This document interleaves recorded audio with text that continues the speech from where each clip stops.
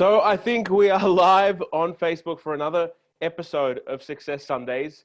And I'm excited to join you here today because Sundays is the day where we prepare to have an absolutely incredible week. And so if you're going to watch this, please make sure in the comments if you have any questions about stuff that you would like us to cover off. But today we're going to talk about what is it? Is it success or happiness? Can you achieve both? What happens to people when they become successful and they're not happy? See, the thing that you've got to understand is that they did a study on happiness between people that have over a certain amount of income. So let's call them middle-class people, combined household income of about $150,000 per year. That's roughly around the average middle class. And if you compare their levels of happiness compared to a billionaire's happiness, there's actually not very much difference on the scale. And they both would rate around a 7 out of 10. And so if it's not perceived success or if it's not material things that are what are going to contribute to your feelings of happiness, then how can we actually get more successful and more happy at the same time? Can you have both at the same time? And that's the question that I want to answer today in this Success Sundays. Now, Jacob sends his apologies because it's Mother's Day, and happy Mother's Day to you if you're watching and you're a mother. Happy Mother's Day to you if you're a father and you support a mother and you're raising a family because you have a hard job too. But this is really a special time where people are out celebrating their mothers. So with that, Jacob isn't joining us today, but he will be joining us next week because he's in the middle of some family stuff. So today we're going to talk about, well, what does it take to actually become high performance? How do you become successful and how do you be happy at the same time? Look, the truth is, regardless of whether you're flying economy or whether you're flying a private jet, that's really not going to impact your level of happiness. Let's be really clear about that. Because the person that is flying on a private jet could easily go, wow, I wish I had a bigger private jet.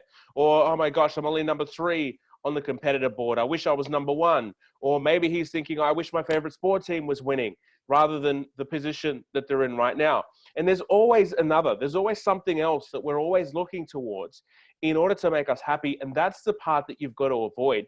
You can't be the type of person that says, at this particular time, that's when I'm going to be happy. Because if you view life in that way, then you're not going to be able to achieve the levels of happiness that will able to propel your growth, to make you grow faster, to help you apply the discipline you need in order to get the results that you want in your life.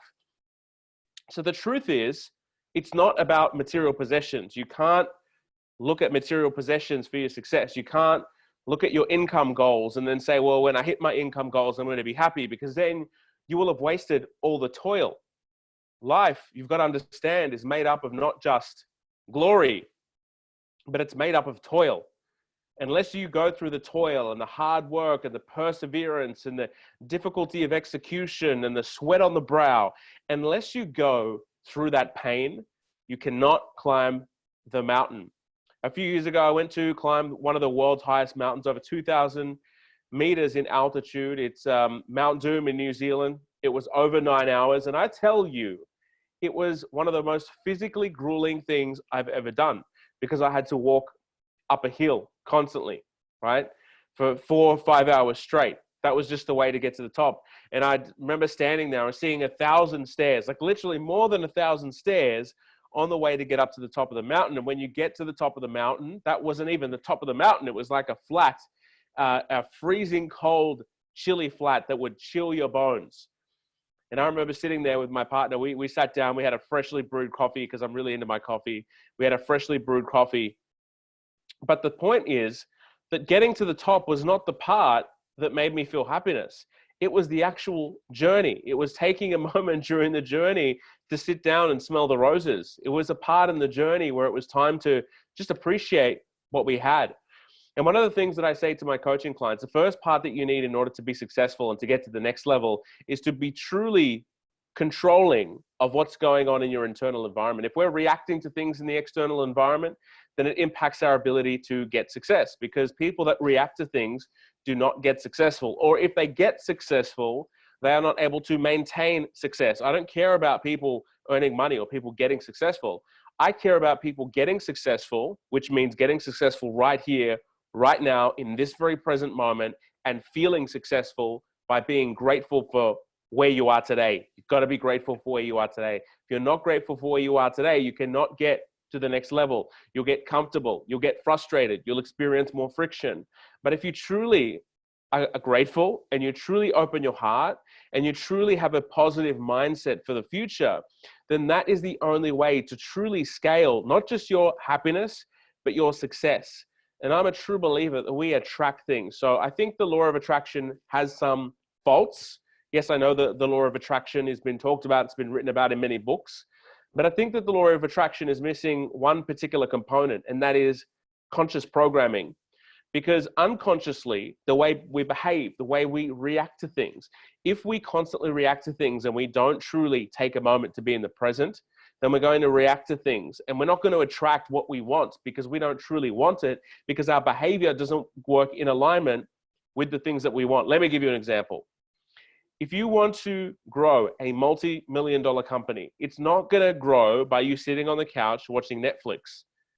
It's not going to grow while you're sitting on the couch watching Netflix, or it's not going to grow while you're watching sports. It's not going to grow while you're having family time. It's not going to grow during these times. You need to take very specific and measured, calculated times to actually grow and focus and ensuring that you're focusing on growing the company. Now, the thing is, it doesn't grow during those other times, right? It doesn't grow during those other times, but you still need to remain present in those moments so that you don't experience extreme levels of stress. And so if you're at the point where you're reacting to things in your environment that you cannot become successful, you cannot maintain high levels of performance, you cannot maintain high levels of success, because you will do something, the human being will do something to sabotage themselves. That is just so true, that we will do so many things to sabotage ourselves. If we feel scared, if we're scared of failure, even if we're scared of success because we don't know what success will do to us, we don't know what extra money in the bank account will do to us, we sometimes sabotage ourselves in order to truly not experience it. So if I'm saying, and I'm saying law of attraction, but my behavior does not reflect what I'm desiring, then I will never get it, no matter how much of the law of attraction I believe. You need to be unconsciously programmed, which means that you are now in a habitual state. A habitual state means that you're now just in a routine. A routine means that it's a practiced set of skills or a practiced set of behaviors that you build into a routine. That routine builds into a habit, and your habit builds into your outcome. So unless you're building the foundation of the habits that you want to get the outcomes that you want in life, then unfortunately you won't be successful and you won't be happy. Because trust me, most of the population will not be happy and not successful at the same time. Most of the population will be bitter and they'll blame other people for their mistakes. Most of the population will be wishing, I wish this, I wish I won the lottery, and they would line up and happily pay for a lotto ticket. Most of the population won't ask for a raise at work. They'll be scared. Most of the people won't be brave enough to try to take a new job or to start a new career or to start a business. That's just the reality of it. But how can we be successful and happy at the same time? And it comes down to, in my experience, I've learned this, that it comes down to just creating the space to feel successful. Creating the space to feel successful. When I wake up in the morning and I get on the exercise bike, I'm taking a moment to feel successful because I'm tired. I don't want to do it. There's a billion other things I'd rather be doing. But I take a moment to feel the success of getting on that, it's a cross trainer. I take a moment to feel successful in the cross trainer.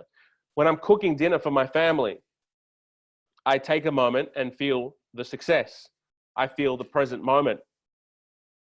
I feel everything to do with my surroundings, and I'm grateful for what I have, because I don't want to live my life in such a way that I'm thinking so much about the future that I'm neglecting the present moment. And so, like I said at the beginning, on the happiness quotient scale, no matter how much money you earn, it doesn't impact your happiness. But here on Success Sundays, we're saying, well, you can have it both. You can absolutely have it both, because you know what? You will never achieve your full potential. That's the truth of it. There's always more potential within us to unlock. You know, you look at Michael Jordan, after he finished with basketball, he was like, well, what's next? I'm going to go do baseball. There's always the next thing. There's always the next thing. So we never fully achieve our potential. But what we can do is live our life in a way that allows us to harness and extract that full potential out of who we are and extract the full potential out of our life. And then that gives us the opportunity to really be grateful in the moment for what we have. Be grateful in the moment for the good decisions that we've made that have gotten us to this point. And if we haven't made good decisions to get us to this point, then we have to be in the business of making better decisions, because better decisions will help us lead to better outcomes. One small decision right now could change the entire future of your life. I can't tell you how many times people have approached me for various different opportunities because of the stuff that, the content that we're putting out. And I'm very grateful for that, right? And it's the same in your life. If you constantly put out good stuff, then good stuff will come back to you in return. So take a moment that's all I'm going to share with you today.